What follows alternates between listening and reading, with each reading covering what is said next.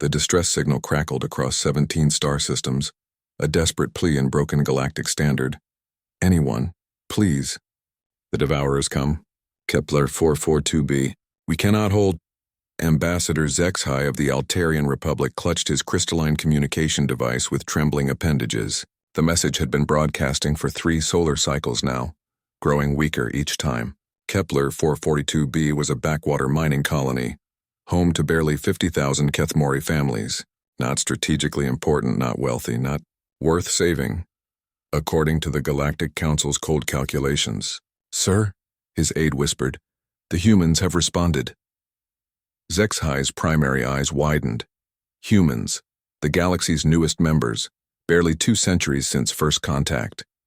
They'd been admitted to the Galactic Council as a probationary species, technologically adequate but emotionally unstable. Most species gave them a wide berth. What do they say? HFY asked. They're coming to help. The aide's voice carried a note of disbelief that HFY understood. The human homeworld was 47 light-years from Kepler 442b. Even with their crude FTL drives, it would take them weeks to arrive. By then, the Devourers would have stripped the planet clean, leaving nothing but bare rock and sorrow. But 3 days later, impossible sensor readings lit up every monitoring station within 100 parsecs. 13 human vessels dropping out of hyperspace, the traffic controller announced, his usually steady voice cracking with amazement. How did they get here so fast? HFY studied the tactical display. The human fleet wasn't impressive by galactic standards. Their largest ship barely qualified as a light cruiser. But there was something else accompanying them. Massive, ungainly vessels that registered as civilian. They're hailing us, communications reported. The main screen flickered to life, revealing a human female with short brown hair and tired eyes. Behind her, HFY could see what appeared to be a military command center, but the atmosphere was strangely relaxed. Humans were actually smiling. This is Admiral Sarah Chen of the Terran Emergency Response Fleet. We received your distress call. What's the situation? Admiral, HFY found his voice. The Devourer swarm reached Kepler 442b 6 hours ago. Our long-range sensors show massive bombardment. We fear the worst. The human's expression hardened, but that strange smile never completely disappeared. Copy that. We're moving to intercept. Chen out. The screen went dark, leaving HFY staring at sensor readings that defied logic. The human warships were accelerating toward the Devourer swarm at impossible speeds, but those massive civilian vessels were heading straight for Kepler 442b itself. Sir, his aide's voice was barely a whisper. Are they planning to fight the entire swarm with 13 ships? HFY had no answer. The battle lasted 4 hours. The humans attacked with a ferocity that shocked even veteran military observers. Their tactics were unorthodox, aggressive to the point of recklessness. They used their ships like living weapons, ramming Devourer bioships when ammunition ran low, coordinating in a way that seemed almost telepathic.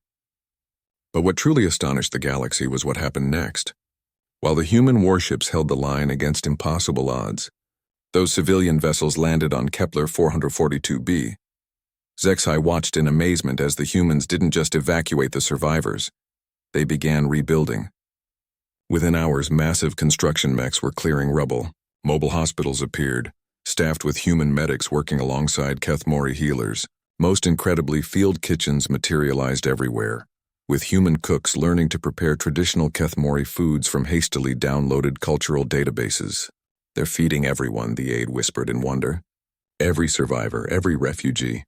And they're smiling while working. How do they do that? HFY had wondered the same thing.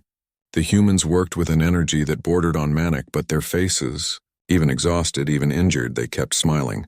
Not the predatory grins of conquerors, but something warmer. Something that made even the traumatized Kethmori children stop crying and start laughing. The real miracle came on day 7. The human admiral appeared on screen again, her uniform now rumpled and stained, but that impossible smile even brighter. Ambassador HFY, we've got good news. The Devourer swarm has been neutralized.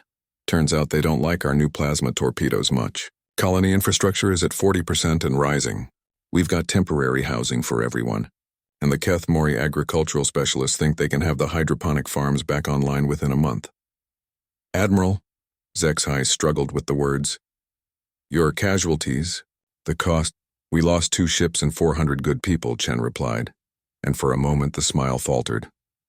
Then it returned stronger than before. But we saved 50,000. That's a win in our book. Why? The question escaped before Zexai could stop it. Why risk so much for a species you barely know? For a world of no strategic value? The human admiral's smile became something different. Not happy exactly, but peaceful. Determined. Because they asked for help, she said simply. And because someone has to. As Zexai watched the human fleet prepare to depart, leaving behind construction crews, medical teams, and enough supplies for 3 years, he finally understood what made humanity so terrifying to some species and so beloved by others. They didn't just answer distress calls. They brought hope with their warships, love with their weapons, and joy with their rations.